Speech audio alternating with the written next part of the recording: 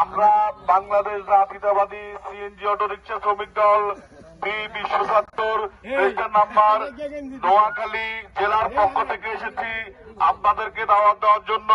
আগামী 12 তারিখ আপনারা ভোট কেন্দ্রে যাবেন।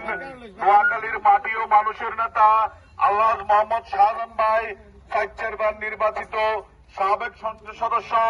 আমরা শ্রমিকরা ওনার কাছে যাইতে, ওনার বাসায় যাইতে কোন দারোয়ান নাই, কোন আপনাদের নির্বিঘ্নে শ্রমিকরা ওনার সাথে দেখা করতে পারে।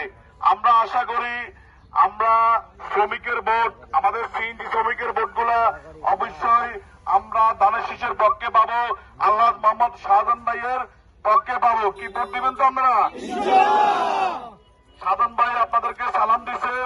আপনারা অবশ্যই 12 তারিখ ধানের শীষে ভোট দিয়ে এই অঞ্চলের মাটি ও মানুষের নেতা আলহাজ মোহাম্মদ শাহজাহান ভাইয়ের হাতকে শক্তিশালী করবেন এবং কি তারেক রহমানের হাতকে শক্তিশালী করবেন।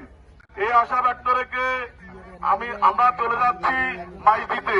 আপনারা যদি কেউ যাওয়ার থাকে, ইচ্ছা প্রকাশ করেন, আমাদের সাথে থাকতে পারেন। আসসালামু আলাইকুম।